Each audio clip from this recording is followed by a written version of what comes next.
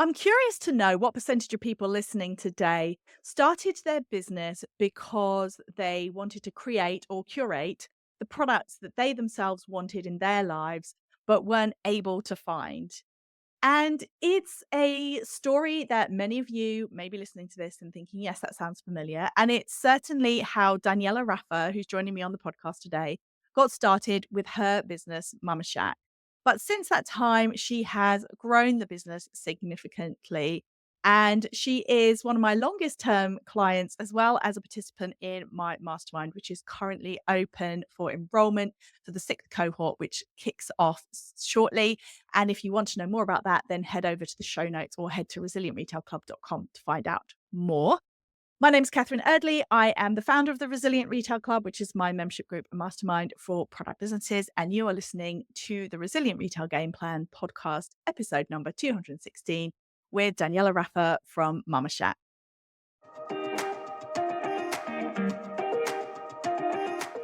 Welcome to the Resilient Retail Game Plan, a podcast for anyone wanting to start, grow, or scale a profitable creative product business with me, Catherine Erdley. The Resilient Retail Game Plan is a podcast dedicated to one thing: breaking down the concepts and tools that I've gathered from 20 years in the retail industry and showing you how you can use them in your business. This is the real nuts and bolts of running a successful product business, broken down in an easy, accessible way. This is not a podcast about learning how to make your business look good. It's the tools and techniques that will make you and your business feel good. Confidently plan, launch, and manage your products, and feel in control of your sales numbers and cash flow to help you build a resilient retail business.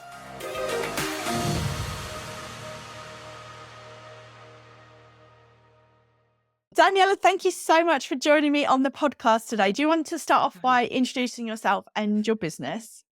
I do. So my name is Daniela and I run a business called Mama Shack. We sell modern baby essentials to parents looking for practical baby products that don't compromise on their style. Fantastic. And you and I have worked together for a long time. I was thinking about this. I think it's probably Yes. maybe the first time we worked together was pre-pandemic. So it's got to be like 5 or 6 years.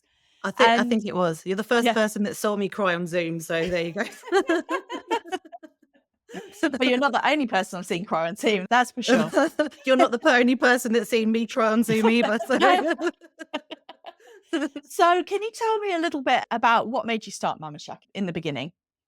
So my friend was having a baby shower in 2016 and she was desperate to find baby products that she's got quite quirky taste. She loves interiors and she's really inspired by print. And she's like, I really just can't find anything that suits my aesthetic. And so I've got a background in product development and design. So I was like, I can definitely find this for you. I couldn't find anything. So I had a go at using someone based in England to see if they could make one for me. I did. She absolutely loved it. While I was researching different manufacturers and trying to find a decent changing mat for her, I couldn't find anything, which led me to believe that, oh, maybe there's a gap in the market here. So I started selling them to friends. I started the website in 2016 and we just sold changing mats. We used to personalize them at the time. I A remember that long well, you did that for a while, right? The personalization. Yeah, I think we did that for I think we only stopped a couple of years ago. Mhm. So it was quite a long time. And then whilst all of this was going on, I had a full-time job in product design and the business kind of ran alongside that. I made a decision at one point to go freelance in my career because I wasn't happy at the company that I worked for. And I was still running Mama Shack alongside this. Then I realized I was actually making more money from the website than I was my freelance jobs. Right. And so I decided to go full time. Unfortunately, as when I made this decision, I kissed my maternity pay goodbye as I hadn't realized I was pregnant before I made this decision. Right. So I went all in on the business. It worked out. I started off drop shipping it directly from the factory. And then eventually I started bringing in stock into a unit. And then I got a bigger unit. And then I had my own unit where I think at one point we had about 4 people working there. So the business kind of built up from there. So our first changing mat was just the flat standard traditional style changing mat. Hmm. And then we worked on building the wedge shape, which is also known as anti-roll, different versions of travel mats. And then we went into bed-in textiles. We've dipped our toe into clothing and nappy caddies. The best thing, I think, my proudest product that we've created was reinventing the car window shade. They were Mm. always really boring. They had really cartoony characters on, and we started putting modern prints on those, and they did really well. So that's probably the best, like, one of my favorite reinventions of baby products that we've done. Wow. So you basically saw that there was a gap in the market, you jumped in, but then you were really leaning on your background. So do you want to tell us a bit more about your background? So product development, design. So you've always worked in this particular area. Yeah, so I was a product developer and fashion designer for 13 years. My background is in branded products. So I worked for a company called New Era for quite a few years. I got to work in their US office for 3 years, which was one of the highlights of my career, I think. I've worked at Sweaty Betty. I worked with Ivy Park. I worked on Juicy Couture, made a bit of a comeback about 2 or 3 years ago, and I worked on the technical side of the product when they did their launch. Yeah, it's always been product focused, which is my favorite area. I'm absolutely obsessed with products. I love buying them. I love designing them. I love buying them on TikTok. Yeah, we talked about banning you from TikTok Shop. Yeah, I refer back to the sushi train that I purchased last year. So yeah. So that was you were leaning into your natural skill set, which was to go out, find manufacturers, work with the manufacturers, create technical specs for the products, get them developed, get them made, which I'm guessing is something that for most people when they first start out is a huge learning curve. But for you, I'm sure it was still a learning curve, right? 'Cause you were switching product areas, but not nearly as steep as it might otherwise have been. Yeah, when I first started freelancing, I worked with corporate clients and I also worked with people who just wanted to start a business in Mhm. clothing, had no idea how to get the product made, had no idea how to get it into the country. So I helped them through that. And I think in realizing that, I was like, oh, okay, I do know what I'm talking about. I always had that doubt in my mind, but I thought, oh, okay, this is my thing. I find this part really easy Yeah. because I enjoy it and I've been trained in it. And mainly because I enjoy doing it. As I said, I love everything about the design and development process. Yeah. Well, you touched on a little bit about how the business changed since you started it, but you started off Mm, very much focused on changing mats and then mm. expanded your range. But in what other ways has it evolved over time? So probably the biggest milestone in the business has been moving to a fulfillment center. We self-fulfilled for about 6 or 7 years, and I Mhm. moved into fulfillment last year. The first fulfillment center that I went into, it didn't really work out. However, once I got a taste for not having the responsibility and running the day-to-day of shipping product, I got a taste for it that I couldn't get rid of. So I was determined to find another fulfillment center. They're based up north. They're absolutely amazing. They make my life so much easier in ways that I could never have dreamt of. So that was the biggest shift for me. I think for me, the most important part of a product business is delivering the product to the customer and the customer service. Mhm. Um, I think I started to realize, and it took me a long time, that I absolutely hated running a warehouse. It wasn't where my passion lay. It wasn't where my expertise was. I wasn't very good at it. And I just needed that part of it taken away from me to someone Yeah. who could run it properly, who did know what they were doing. And I could focus my time elsewhere on things that I am good at. I ended up not doing half of those things. I'd end up doing a full day in the office sorting out loads of different problems to do with shipping. I know the printer broke. I remember I was sat for 3 hours trying to fix a printer once, and I thought, what the hell am I doing here? And then I'd get home, I'd go and pick my son up from nursery, and then I'd start trying to do the things that I was good at, and I just didn't have any energy for it, and it just wasn't a sustainable way to work. I really did feel I felt burnt out a lot of the time, and I didn't actually Mm. realize how miserable I was until I got to the point where I just didn't want to be there anymore. And I was like, someone just take it all away from me. Just shove it in a fulfillment center if I've had enough. Yeah. It's such an interesting one because this is a conversation I have with lots of people about the choices between self fulfillment and outsource fulfillment. Mm, And it's something that you have to consider what works for you as a business owner. But I often Mm, do say to people, if you want to do your own fulfillment, which has its own advantages in mm, terms of personal service, or if your products maybe aren't suitable for a fulfillment center because they're much lower value or something like that, then I always say you have to remember that a warehouse manager is a job, right? It's a full-time yeah, job. a difficult So, one. yeah, and a difficult one. And customer services can become a full-time job. So, when you outsource, it not only uh, means that the kind of day-to-day packing is being taken off you, but the, like you say, like the management, if somebody doesn't turn up to pack on the day, that's not a problem you have to solve anymore, right? It's just no longer something that you. It's taken off my plate. I think I also as well, I don't know if you'd believe it or not, the logistics of changing mats are so complicated. It's a really lightweight product, but it holds a lot of volume and it's not very high value either. Mm, Some couriers just won't even bother with you because they can't get it through their conveyor belt system. I remember one day DPD, who we used to ship with, had just decided that we used to ship everything in recyclable bags. They just decided we're not going to collect from you today because it's too complicated for us to pick up 50 changing mats from you. It's difficult for us to take in the van. They fly off the conveyor belt, etc., etc. So I couldn't get anyone to collect from me for about 4 days. And then I had to go and get bespoke boxes made, mm, and I had to order them in minimums of 2000s. It was just a nightmare, and I just thought, I just don't want to do this. This isn't where my knowledge base lays, and there's definitely someone that can do this better for me and figure out these problems on my behalf so I can work on the other areas of the business that I'm good at and are also a profitable area as well. yeah, yeah, for sure. Mm. It's knowing your strengths. So obviously there are some things in the business where you just got to the point where you just didn't want to do, you just almost hit a wall where you just said, I can't do this anymore. Someone else has got to do it for me. But are there other ways, other areas that you are able to identify before you get to that crisis point, as in, this is where I should be focusing my time and energy versus this is where I should outsource? How do you make those kind of decisions?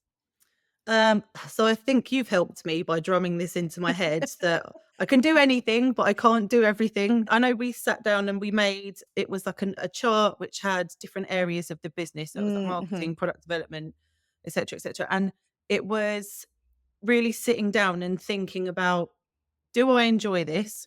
Yeah. Is this task profitable? Can this be handed off to someone else? Yeah. So I've worked with digital marketing agencies off and on throughout the journey of Mama Shack. And when I moved into fulfillment, I just recently stopped with a previous one I was using. And I was like, I like doing Facebook ads and Google ads. I can just do this myself. And I think it took me about 2 months to realize that I didn't really enjoy it, if I'm honest. And I wasn't very good at it because I had no interest in learning about if Google changed how it relays information or how it presents its findings to its users. Like I just didn't have any interest in that. First, so for me, Mhm. that was the first thing. I was like, I need to hand these things over to people who do care about Google's algorithm. And I think a lot of people who work for themselves, they are trained to think, oh, I can just do everything myself. But Yeah. I think I've always tried to think, do I enjoy it? Can someone do this better as well? And is Yeah. the area profitable? Does it need Yeah. to be handled by an expert? Not me Yeah. in and out of it every 3 months because I've just remembered that I have to. It's so true. It's such a good way of putting it, because I think that often we think about what do we need to do as the business owners, and in reality, the list is probably really short of what it Mm, actually has to be us doing. And if we're really honest with ourselves, there's going to be things like, for example, it makes no sense for you to outsource product development, right? Because that is mm. your area of expertise. Yeah. And it would be probably pretty expensive to outsource, and you enjoy doing it. So in your Mm, business, that's an area that 100% is not going to, it doesn't make sense to outsource. But for some other people, that's going to be number one on their list because they know that mm. they're never going to be able to wrap their head around what needs to be in a tech pack. It's all about, where's your zone of genius, as it were? What are you really good at? And I I suppose really over I was gonna say, I really should only be doing product-based tasks. I shouldn't be unleashed on SEO or email marketing. I just shouldn't be doing those things. I like the mastermind. I know you have Annabelle who helps with, she's almost like a mental health advisor of business. Yeah. And we did a test. And when I first started the session with her, we did a test. When she relayed the feedback to me, she said, "You're very good at starting things, but it seems like you're not so good at the follow through." And then I think that was the first time I thought, yes, I need to accept this. This is me in an absolute nutshell. Like, one of the things that I would really like to hand off in the future is more of a marketing role. I love coming up with the creative ideas Mhm. and the concept for content, but I am not good at the follow through. Mhm. I've also done a lot of work around setting up affiliate marketing, and we've got quite a good group of people on our own website doing affiliates, and then we also do affiliate marketing through Awin. And I've done all the setup, but I'm not doing the nurturing. And it's Mm. identifying that where I'm like, okay, I've done the setup. I've pointed in the direction that this is where I need to go. But now someone needs to support me in making sure they're nurturing both of those communities and doing the follow through as well. Yeah. Yeah. But I think that's a useful thing to know about yourself, to be honest, Mm. because there are some people that are great at the follow through, but they're never going to be the ideas people. Mm. And so they're great at being super organized and process. But if you said to them, I need you to come up with a vision for where this is going to be in 5 years, it wouldn't be their natural skill set. So Mm.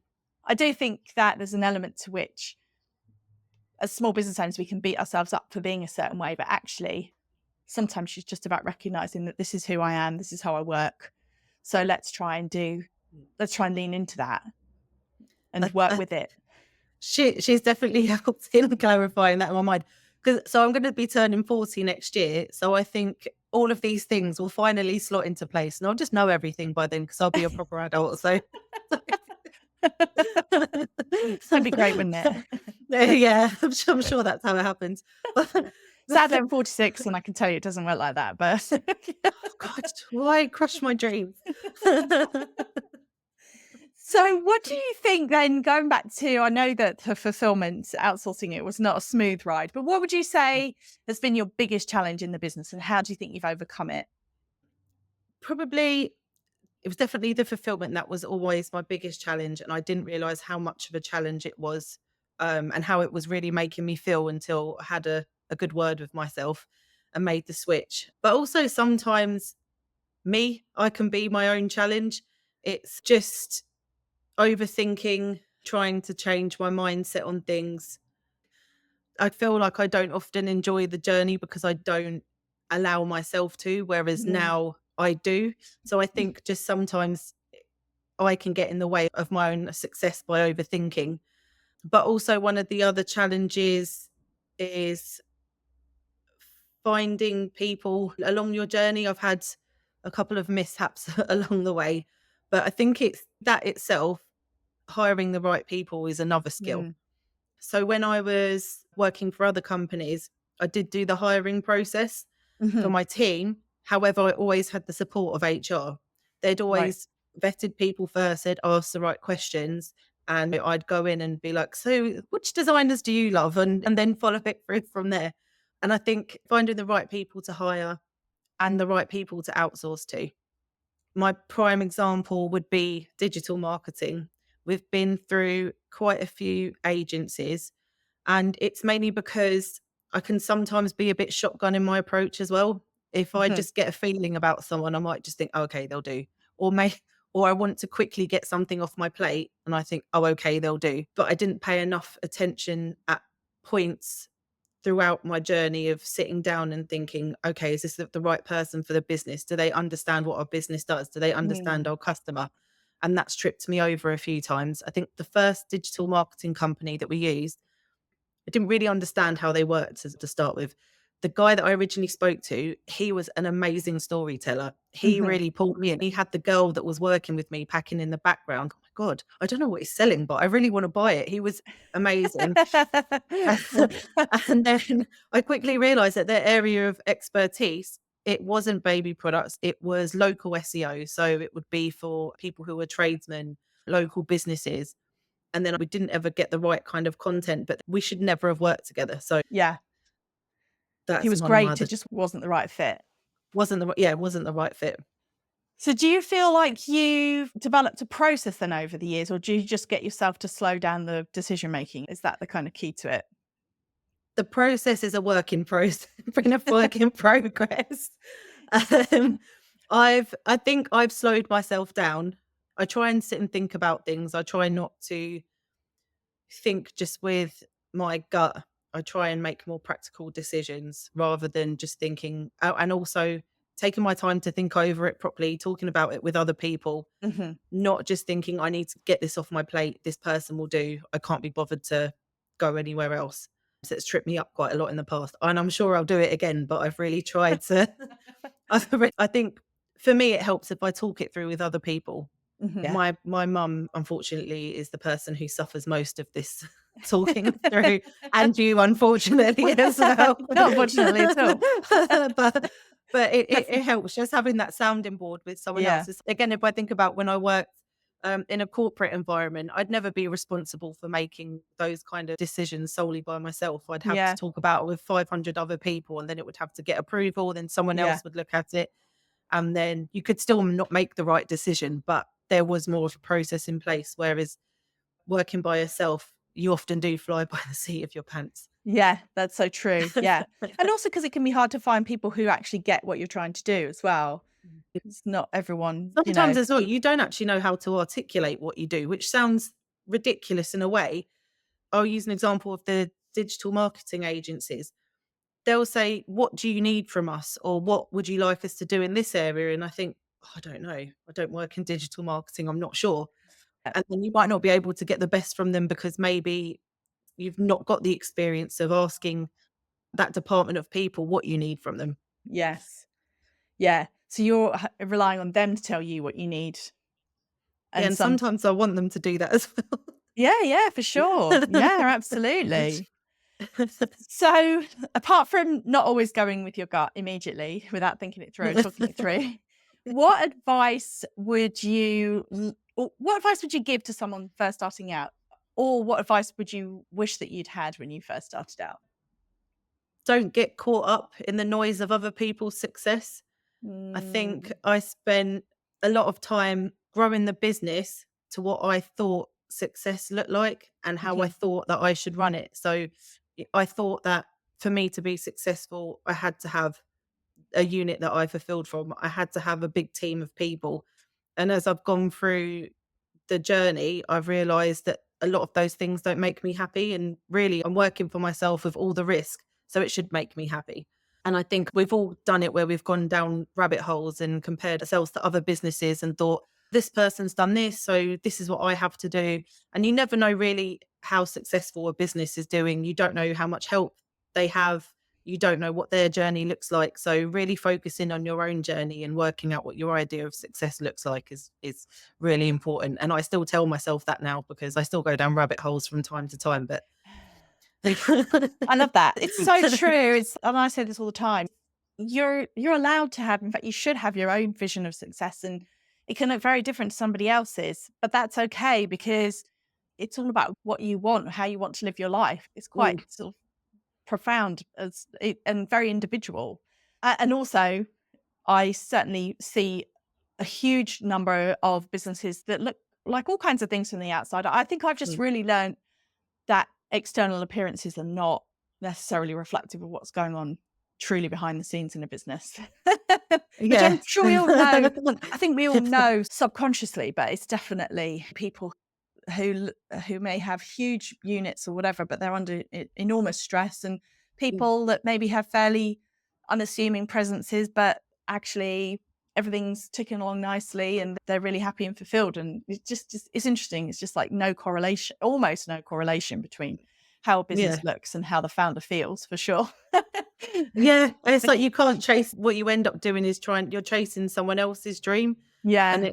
it's and I think your business does evolve as you go along as well. And it evolves. How we started off and what I wanted to do is completely different to what we do now and what I see it doing in the future. Yeah. And there's a great example of a business that I always think about. So OPI started off as a pharmaceutical company, Right. and they now only sell nail varnish. So I always think about that in the back of my head. I'm like, you could be changing mats now, but it could be vacuum cleaners in 10 years' time. You just don't know. Is that a particular area of interest then, vacuum cleaners? No, I don't like cleaning. My house is clean, but I don't like doing it. That's something else I'd like to outsource. Take these lessons in my daily life. So apart from pivoting to vacuum cleaners, what's next for Mama Shack? So I'd really to dip my toe back into clothing. I feel like we've got a really good collection of baby essentials now, some really good silhouettes that we can keep on refabricating, adding our own prints. Clothing is my background. I've worked in menswear and women's wear, dabbled in kids wear. We did launch a collection of clothing a couple of years ago. It was probably about 4 years ago now. That was one of the projects that I went into really quickly without a proper plan, and it didn't work out. But yeah, I'd like to do it properly, launch it properly, especially now I've got more time within the business to really focus on the planning for it to go to market, focus on getting all the products, the right print. So yeah, give it another go. Amazing. Thank you so much for joining us today. Do you want to finish off by telling people where they can find out more about Mama Shack? Yes, so you can find me on Instagram, which is Mama Shack Baby. We've also got the same handle, Mama Shack Baby, for TikTok. You can find us on Interest. You can find us on Pinterest if you're looking for nursery inspiration, and mamashack.co.uk if you want to go and browse our products. Thank you so much for tuning in. And thank you so much again to Daniela for sharing your story. I really enjoyed hearing how you built on your industry experience and built the mighty Mama Shack to the business it is today. If you enjoyed today's podcast, then do please rate and review it. You can leave us a review on Apple Podcasts. You can also rate it on Apple Podcasts or within the Spotify app. And of course, if you follow, subscribe, whatever it's called on the platform that you use for listening to podcasts, then you'll be the first to know about every new episode, which comes out weekly on a Thursday morning. See you then.